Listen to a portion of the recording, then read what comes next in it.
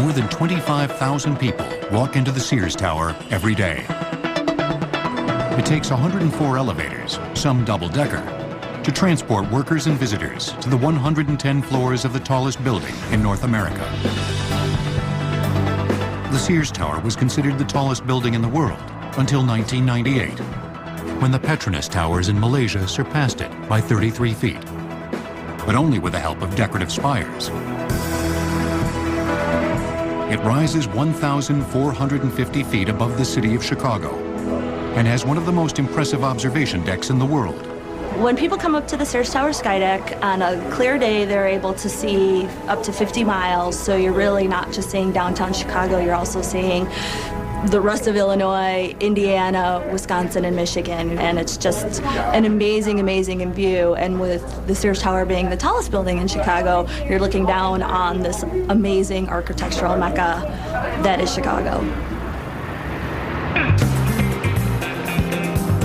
More than 1 million tourists come to visit the sky deck annually to take a multimedia elevator ride up to the top. The Sears Tower Observatory has some of the most unique elevators in the world. First of all, they're two of the fastest. At top speed, they're going 1,600 feet per minute, and you start 2 levels in the basement and come up to the 103rd floor in about 60 seconds.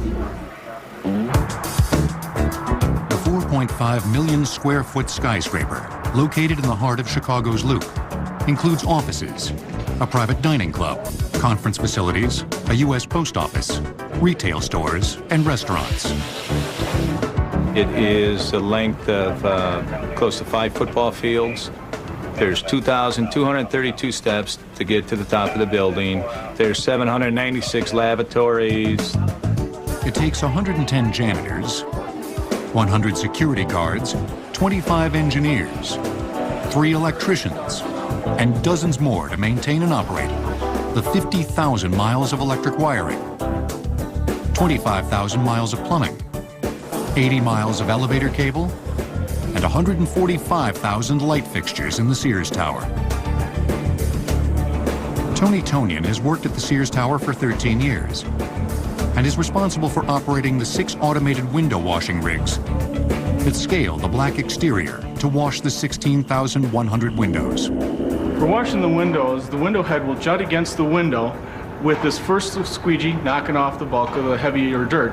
Then we have spray nozzles behind it that spray water onto the window. Then the brush will knock the rest of the dirt loose, and then we have 3 squeegees behind that's connected to a vacuum that vacuum the water off the window. As long as the air temperature is above 25 degrees and the winds don't kick up above 30 miles an hour, the windows are washed year-round.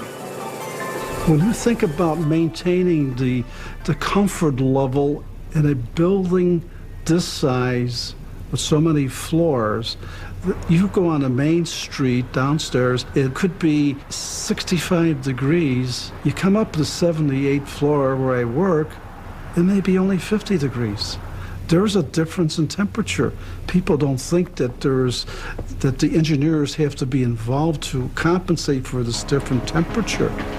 In fact, there is a staff of operating engineers who closely monitor the heating, ventilating, and air conditioning units located on floors 29 to 33, 64 to 66, 88 to 90, and 104 to 109.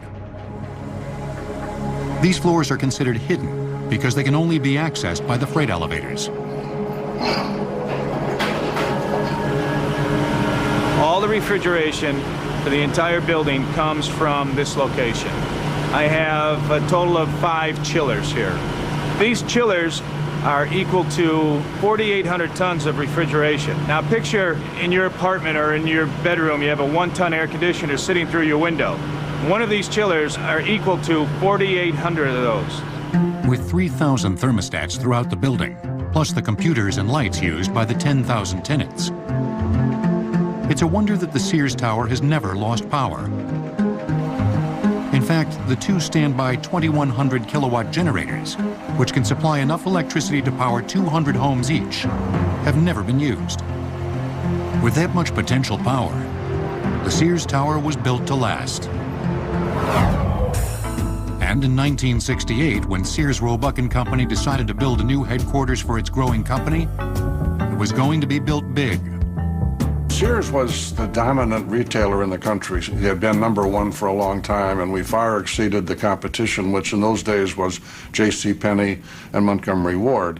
And Sears' growth was just phenomenal. But it was because after the Second World War, Sears envisioned the use of the automobile and the advent of the suburbs. So we were building stores like crazy on the fringe of cities. And if you're going to be Sears, you're going to be the biggest, you certainly can't build a small building as your headquarters, you know. I mean, if you're the biggest retailer, the biggest, baddest on the block, you need a big place. They needed the space because they're just a huge company, but I think they were looking at wanting to make a statement. About 70 years earlier, this big company got its start in a small town called North Redwood, Minnesota, with a railroad station agent named Richard W. Sears. Bored with his job, he created a mail order business and then a watch company on the side. In 1887, after moving his business to Chicago, he placed an ad for a skilled watchmaker and found Alva C. Roebuck. Later, a partnership formed, and by 1893, the two created Sears, Roebuck & Company, a catalog business that catered mostly to farmers in need of general goods. So the catalog was right from the beginning. Everything was done through the mail. And Richard Sears knew how to do that because of his experience with the railroad. So he knew how to move material and use the mail and that sort of thing. Business grew so fast that by the turn of the century, Sears leased additional buildings all around Chicago and constructed a building affectionately named by Sears employees, the Great Works, a 40-acre, $5 million campus-like complex on the residential west side of Chicago. When the building was built, it actually was the largest commercial space in the United States, and from what I said, it might have been the largest in the world, which just gives you an idea of just of the magnitude of what Sears was doing, you know, how their business had expanded by the size of the buildings that they occupied. But even the Great Works wasn't big enough to contain Sears. In 1968, with over 7,000 employees scattered around 10 locations in Chicago, Sears chairman Gordon Metcalf decided to bring the company under one very large roof. Since the building was going to be constructed by its owner for the company's own use, Sears planned from the inside out. Before even selecting an architect, they hired SLS Environetics, an interior design firm from New York, to perform studies on how much space Sears really needed. We wanted to know how much space would we need, both initially when we moved in and also 30 years down the road, because it was planned that this building would be big enough to encompass our growth for 30 years. And Environetics was very much involved in that process of planning. Then later on, they were involved in determining how the Sears floors would lay out, how they'd be configured, the relationship between departments and so on. After conducting interviews with department heads based on detailed questionnaires and taking meticulous inventory of all the existing furniture and equipment, Environetics fed its data into a computer to analyze the company's total anatomy. Literally, there were 90 or to 100 interviews that were then converted into space requirements for every individual listed in those questionnaires. For example, a buyer would be 150 square feet. A vice president would be 300 square feet, whereas a clerical worker would be 50 square feet. So you had all of these projections and you moved them out into the future, and that's what led to Sears deciding that in 30 years they would need 3.5 million square feet. And that became the size of the project, even though at the time we were going to move in, we'd only need 2 million square feet. Armed with computer-analyzed growth projections, Sears left the suburbs and chose a 3-acre site in the garment district on the southwest edge of the Loop on which to build their future headquarters. We came downtown, looked at a number of sites, but the one that was finally chosen was almost ideal in terms of public transportation. It had access to all the suburban railroads and also the bus network. So you couldn't probably have found a better place in terms of letting your employees get to work in the most advantageous way. They were loyal to Chicago, and so they wanted to stay in Chicago, and they felt that if they stayed in Chicago, they were going to be able to attract the best talent. Sears was looking for talented architects as well as talented employees. And where better to look than the birthplace of skyscrapers, Chicago. After all, where else could one find a designer bold enough to plan a building great enough to become the home of the world's biggest store? The Sears Tower building site had one problem. Quincy Street ran through it. For $2.7 million, Chicago sold that section of Quincy Street to Sears, and the problem was solved. The Sears Tower will return on Modern Marvels. By the late 60s, Sears had grown to become the #1 retailer in the world. As a result, they had outgrown their current headquarters and were now ready for a new home. A great deal of work went into choosing the building site, but the choice of who would design their new home came effortlessly. Skidmore was chosen as the architect because at the time they were the preeminent corporate builders of office buildings in this country. They had done a number of great buildings and they had the most talent. That distinction was to the credit of two partners at Skidmore, Owings and Merrill. Bruce Graham, an innovative and outspoken architect, and Fazlur Khan, a modest but brilliant structural engineer. Bruce and Foz collaborated quite closely in the design of a number of buildings throughout the 1960s, and eventually it led to the design of the John Hancock, which is a very tall building. It was this kind of dynamic energy that existed between the two of them. The two often met outside of work to discuss different ideas. And while eating lunch one afternoon, they hit on the design that would become the Sears Tower. We were pursuing the idea of the bundled tube system, and Foz was trying to describe this to Bruce.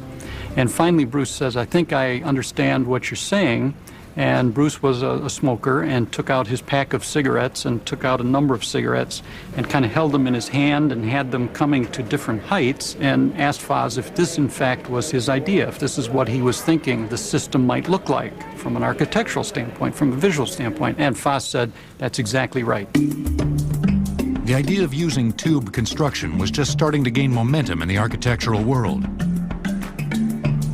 Up until about 1960, most buildings were built with very wide spacing of columns and long spans between them, and these were called frame buildings, and that was the system that was used for many, many years. Steel frame construction relied heavily on internal support columns and bracing to bear all of the structural loads. The size and number of these support columns directly correlated with the height of the building. As buildings became taller, we realized that, in fact, this frame system was becoming very inefficient, as can be demonstrated by the Empire State Building with its very large quantity of structural steel. Fazlur Khan was best known in the architectural world as the father of tubular construction. His idea was to bring the exterior columns closer together so that the columns would act like a wall on the perimeter of the building. This would minimize the need for massive support columns in the center of the building. The Hancock building, as well as the World Trade Center buildings, were both designed using this new construction method. The idea for Sears Tower was that since this was such a large building, the tube started to become inefficient because it was so wide and so deep. So the idea was, why not take multiple tubes and put them together, bundle them? And so Sears Tower, if you look at a floor plan, is a series of 9 tubes, 3 by 3, that are bundled together. At the base of the building are 9 tubes. 2 of the tubes end at the 50th floor.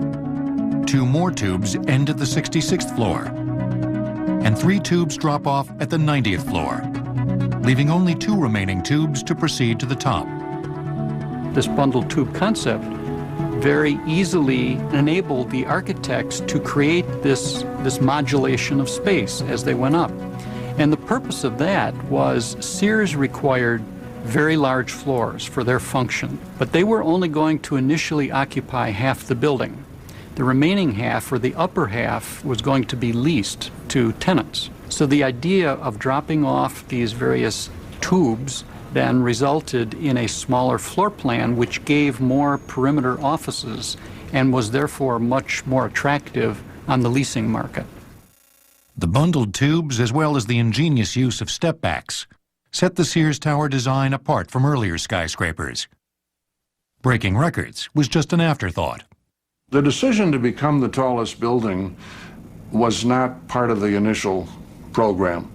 But as you started to build floors that were smaller than the 50,000 square foot Sears floors, you started to build smaller ones to attract tenants. You started to push upward to encompass the 3.5 million square feet. And soon, the Skidmore, Owings, and Merrill team found themselves with a structure that was just flirting with a world record. I went into a meeting with most of the Sears executives and the architects, in which there were a number of cardboard models. And then out of a bag, Bruce, who was the consummate salesman, pulled out this walnut model and put it on the table and suggested that we were so close to the ultimate, so close to the world's tallest building, that we should consider going for the brass ring. And the Sears executives almost broke into applause. I mean, there were smiles all around the table. Just a few weeks later, on July 27, 1970, Sears management publicly unveiled the model for the Sears Tower. A model for a building that would reach 1,450 feet into the sky. The model for the tallest building in the world. The public was pretty excited about it, and I think most of the excitement came from the fact that we were one up on New York. Chicago was the birthplace of the skyscraper. It had always prided itself on its tall buildings, and that thunder was stolen by New York. The World Trade Center buildings were currently under construction in New York. They had been designed to be the tallest in the world. And now, the competition was on. And Chicago was poised to bring the title home.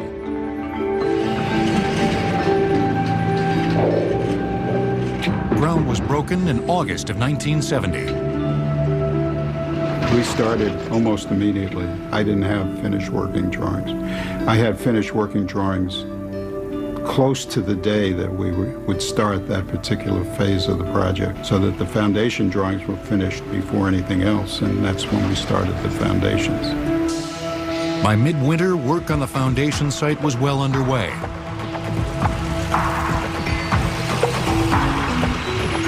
The foundation plans called for a 3-foot thick wall to be dug around the perimeter of the building site. Bentonite clay slurry, an aqueous mixture of insoluble clay, was poured into the excavation panels as they were dug to prevent ground collapse and water infiltration. The panels reached over 5 stories into the ground. The slurry was later displaced by concrete and pumped out of the foundation wall. With the concrete foundation wall in place, the entire site was then excavated to the depth of over 50 feet. To complete the foundation, 114 reinforced concrete caissons, which varied in diameter from 6 to 10 feet, had to be dug an additional 50 feet into the earth. Only the tallest buildings in Chicago are required to go down to bedrock because of the load. And what these are, they're drilled shafts that extend down to the rock. There's a steel jacket, and then they're filled with concrete. And there's one of these located under each column. A 5-foot thick concrete mat was poured at the bottom of the excavation site. This mat tied all of the caissons together and became the bottom floor of the Sears Tower. With the roots of the superstructure planted firmly in the ground, the Sears Tower was ready to soar. One of the architectural design ideas that was considered for the new Sears headquarters was a large square building that was just 80 stories tall. This short and stout design was referred to as the Pig. The Sears Tower will return on Modern Marvels. By June 1971, with the Sears Tower foundation firmly in place, the ironworkers were called in to do what they do best: build into the sky. Today, these men still take pride in their contribution to the Chicago skyline. Mainly, the ironworkers on the Sears building are all members of Chicago Local Union Number 1. But there are also ironworkers who came from all over the country who wanted the opportunity to work here and say have the bragging rights to say they worked on the tallest building. Their jobs were made a little easier. In the interest of time and efficiency, the columns and girders would be welded together off-site at the fabrication plant. These prefabricated tree units were delivered to the site to be raised and bolted together. The steel system was just wonderful. I mean, it went together as smooth as silk. The columns themselves had half of a girder attached to it so that you had the long column and then you had 2 floors of girders sticking out. Transporting the tree units was no small task. The largest width that could be transported through the streets of Chicago was 10 feet. This width was too narrow to be used effectively in the building. The fabricators came up with an ingenious plan of skewing the units at a 45-degree angle on specially modified trucks, with the girders hanging just inches off the ground between the tires. They could now increase the size of the units to 15 by 26 feet and still make the journey to the job site with little disruption to the city. These 3 units were brought directly from the fabrication shop. They pulled up at the base of the building, and these 3 units were directly lifted off the truck and erected immediately. There was no storage on the site. And the exercise was no more than putting together a whole series of Tinker toys. Every piece was numbered and loaded on the truck at the right time so that it would be the next piece to go up on the building. So it had to take a lot of coordination between the fabricators and shipping and the truckers to make it all run smooth, and everything had to stay in line. Since the major work of welding the beams to the columns was done off-site, the ironworkers were able to easily accomplish an impressive 2 floors a week. The raising gang sets the steel, they put 1 bolt in it. The bolt-up gang came up behind us, stuck all the bolts in. Then the plumb-up gang comes and they have an engineer with a transit and they straighten the building out, because if they didn't, it'd go out this way and that way. And then once they got it all plumbed, they tighten it up with the impact measure, then the welders take over, and that's how the building's put up. Everybody has to work as a team. But the project would not be without its share of mishaps. One of the incidents that took place during the construction of the building, we were erecting steel on about the 54th or 55th floor. And it was about 4:30 one afternoon, and my phone rang. And our field representative was on the other end, and he said, "I think you better come out to the building right away. Something happened here." The shiv, or the pulley down in the basement, exploded, and it cut the cable, and it dropped a, pretty 7-ton column. 7-ton column, yeah. 40 floors. And the guys all heard that, and they looked and they saw what happened, and they all ran in and got under the building, and the column came down under the pedestrian walkway, and some of the cable hit the taxi cab out in the street. Crushed it. The superintendent got a bunch of iron workers, and they got that cab out of there, and they got everything straightened out so that it wouldn't make a big scene for the news media. It was right at 4:30. Everybody was leaving work, all the office people. Yes.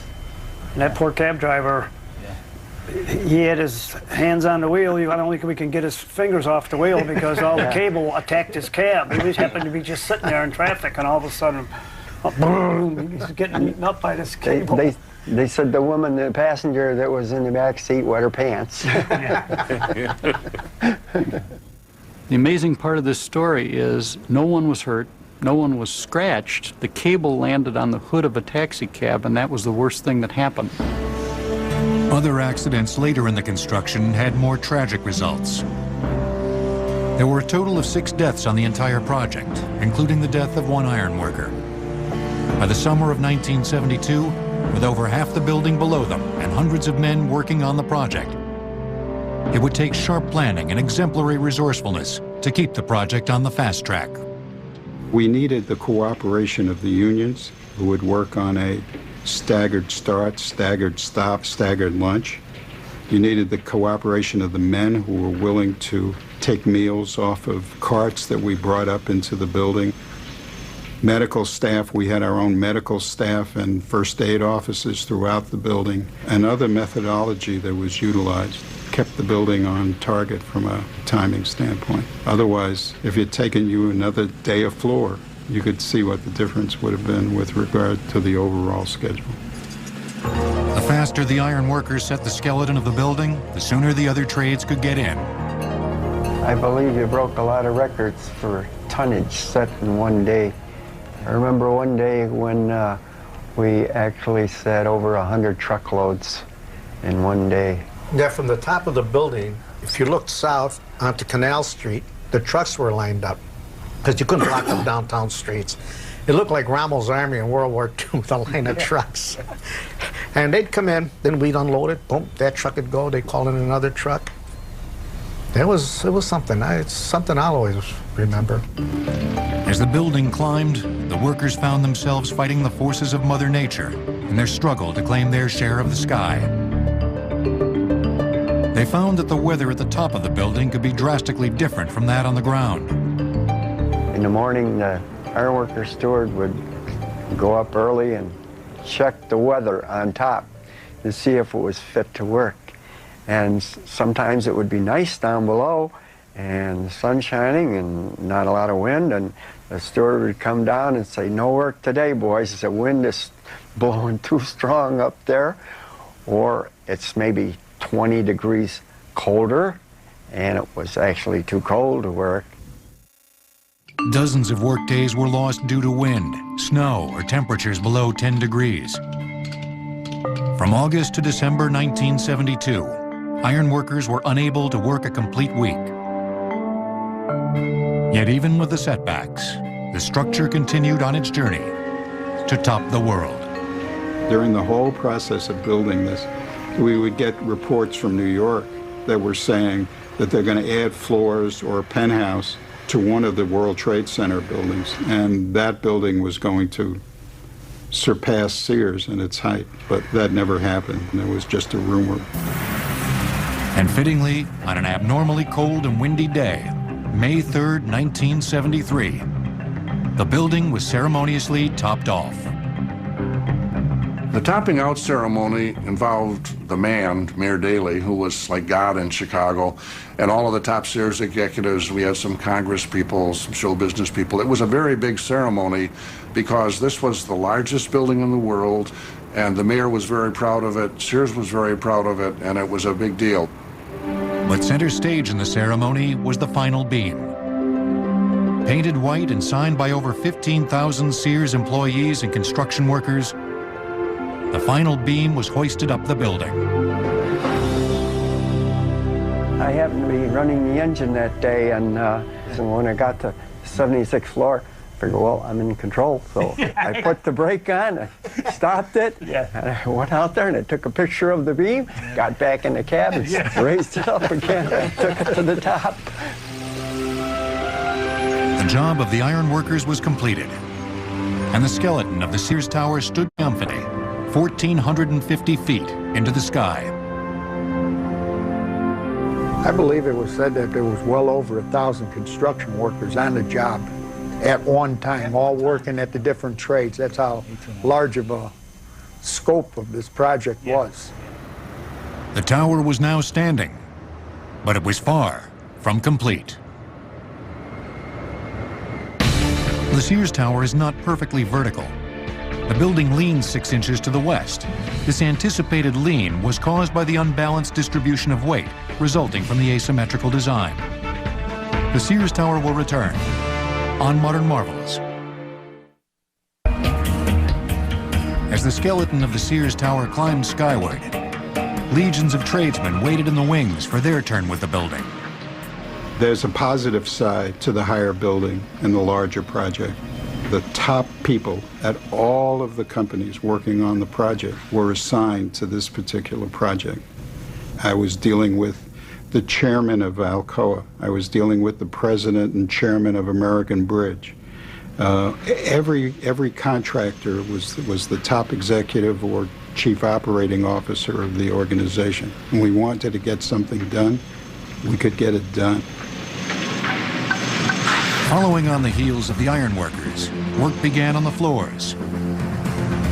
In a tubular or a bundled tube structure, it's important to distribute the loads, the gravity loads from the building, the dead load of the floor system and the people, the live load of the people, to distribute it as equally as you can throughout the structure. So the idea was every 5 floors rotate the framing 90 degrees. So it would be in the north-south direction for 5 floors, and then it would switch to the east-west direction for another 5 floors.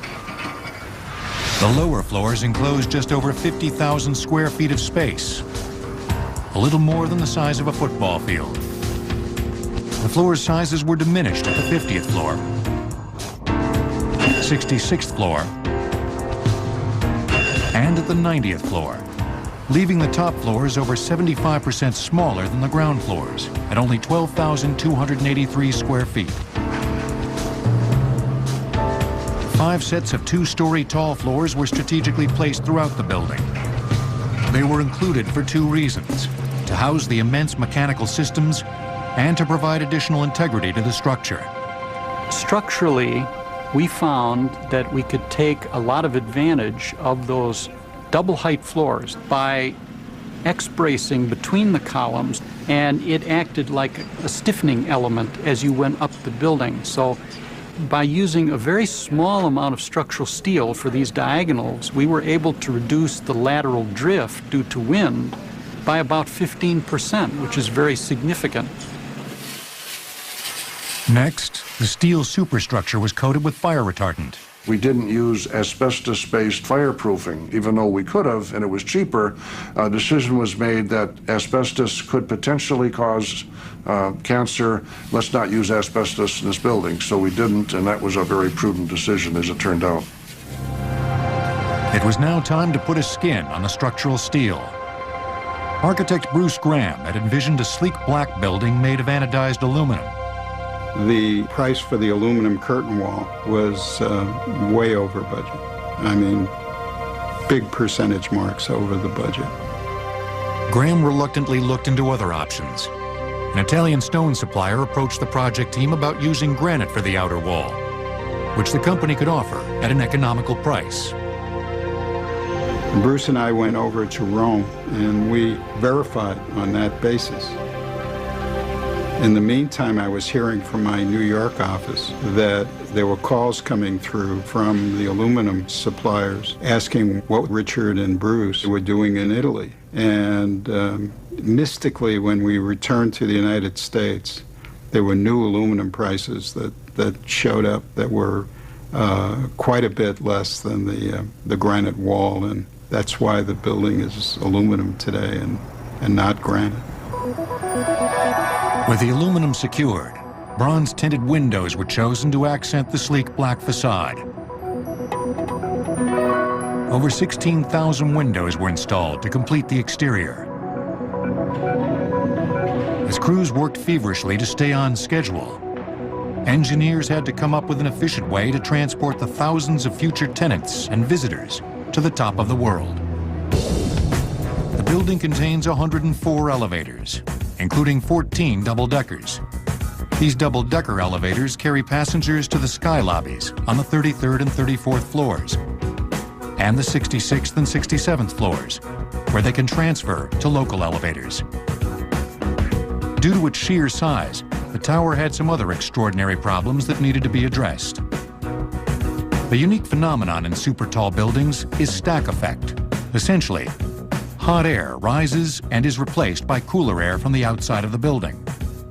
The profound difference in temperature causes air on the ground floor to be sucked into the building, creating a massive draft. The interior air in the building in the wintertime is heated.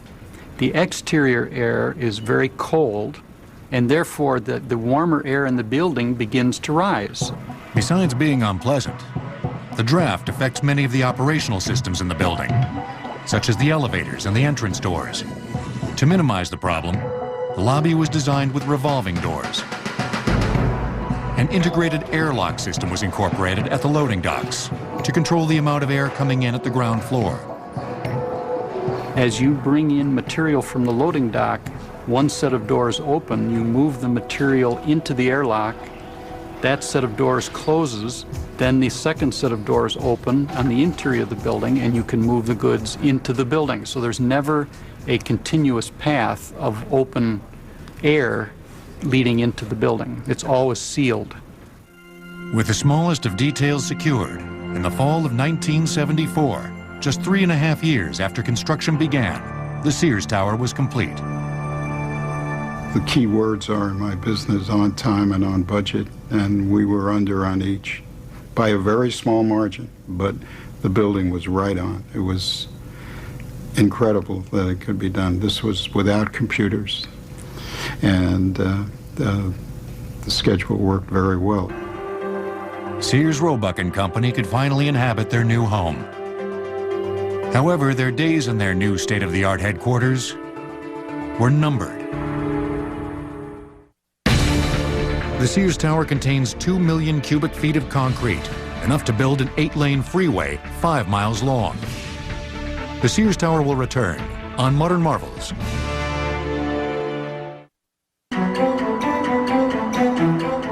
By 1974, the world's largest store, Sears, Roebuck and Company, was now headquartered in the world's tallest building. Approximately 40% of the building was occupied by about 8,000 Sears workers. Ahead of its time, it was one of the first office spaces with robotic mail carriers buzzing through the halls, and a contemporary interior that was scientifically designed to be the most efficient workplace ever. We thought we did a marvelous job of locating departments that needed to be near each other, next to each other. With huge 50,000 square foot floors, departments were defined with specific color schemes and interchangeable furniture. But despite the best intentions of the interior designers and the planning committee, there were problems. Some floors were so large that some employees never had an opportunity to look out a window. And moving from the horizontal sprawl of the Great Works to the vertical skyscraper of the Sears Tower was a major adjustment for Sears employees. Some 30 and 40-year-long friendships ended because of the upright configuration of the tower. Some employees only saw people who rode in their elevators. I talked to people who worked in the Sears Tower, and that's one of the things that they had mentioned to me consistently was that, you know, they sort of lost track of other people in the company being in the tower because sometimes you had to hop over 2 different elevator banks to get to another floor. Employees lost touch with each other. And more ominously, the company started losing touch with its customers. Other retailers were nipping at our heels all the time. And Kmart got bigger than Sears, and Walmart got bigger than Sears. So by the time we were moving in, we were still #1, but boy, these guys were right behind us. Based on projected growth figures, by 1998, Sears would occupy all 110 floors. Until then, tenants would fill the upper floors. The growth that we had seen did not occur. It never occurred. We never got much beyond 2 million square feet. What they do is they lease the extra floors out, and so it just brought a lot of new businesses and firms and economic activity to the Chicago area, so the Sears Tower really had a dramatic impact. The once seedy area surrounding the Sears Tower was now booming. But Sears, the retailer, was not. In 1988, the Sears Tower that was built for $175 million in 1974 was put on the market for $1 billion. People thought that Sears was too big for anybody ever to try to buy, to strip them of their assets. But then came the R.J. Reynolds and a couple of other major buys. People put together deals with junk bonds and a lot of other financing so that it now became possible that somebody would buy Sears and strip off the tower and some other assets.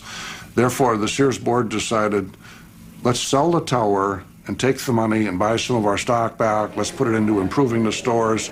After only 16 years in their custom-made headquarters, Sears moved out of the tower and into a complex in the Chicago suburbs. With Sears leaving almost the first 50 floors empty, the new owners made a series of renovations to attract new tenants. In 1990, when Sears sold the building and moved out, the building was no longer a corporate headquarters building. It was a leased building. It would be 100% leased to tenants. And it became important now that you could directly access the elevators from the lobby. The elevator system was revised, and the entire lobby was redesigned. Some of the utilitarian travertine and plastic laminate that Sears had installed initially was replaced with stainless steel and granite. And also a much more obvious entry to the sky deck was provided to try and encourage that business, which is a very profitable part of the operation of the building. But the lobbies went through yet another transformation. After terrorists attacked the World Trade Center towers in New York City on September 11th, 2001. Our security after 9/11 has changed dramatically. We have responded with upgrading our security because our tenants, needed to have a sense of comfort. Well, the fancy security features that you have here are a lot of x-ray machines, metal detectors, and that's really for the safety of the people.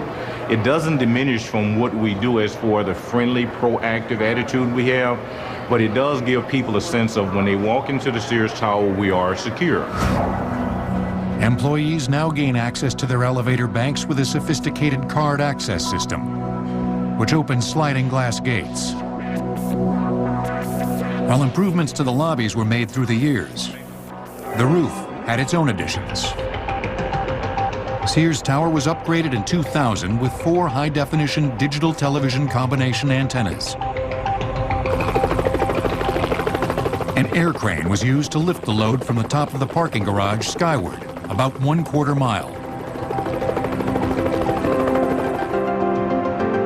Being the highest point in the Chicago metropolitan area, and allowing reception that reaches a 60 to 80 mile radius, the top of the Sears Tower has always been prime real estate.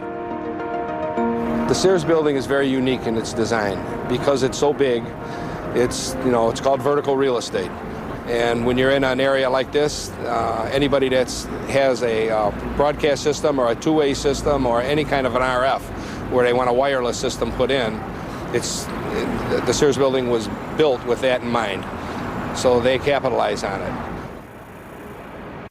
Years ago, when the Sears Tower and Petronas Towers in Malaysia competed for the tallest building in the world title, the Sears Tower antennas arguably put the Sears Tower on top. However, in 2004, a skyscraper in Taiwan was erected and captured all the record titles. Well, almost all. The Taipei 101 building is certainly considered now the tallest building in the world. It is taller than the Sears Tower, roof line, I think by about 30 feet if I'm not mistaken. So we will give them credit for that. As far as our antennas, though, we still have the tallest antennas in the world, and those extend 287 feet above the roof line. But with or without the antennas, the Sears Tower retains the name of the company that dreamt big enough to build it, and remains a triumph for the people who worked on it and work in it. It's great when I can look out from 10 miles away and see a Sears Tower standing so tall, and it's great to feel that you were a part of it. What makes Sears Tower what it is the actual character of the building itself. I'm here, look at me. I stand above everything else that's out there. It's become a symbol of Chicago. Almost anytime you see a picture of Chicago, you might see the Hancock building, but for sure you're going to see the Sears Tower. Still, it's the tallest building in North America, and we can't lose sight of that.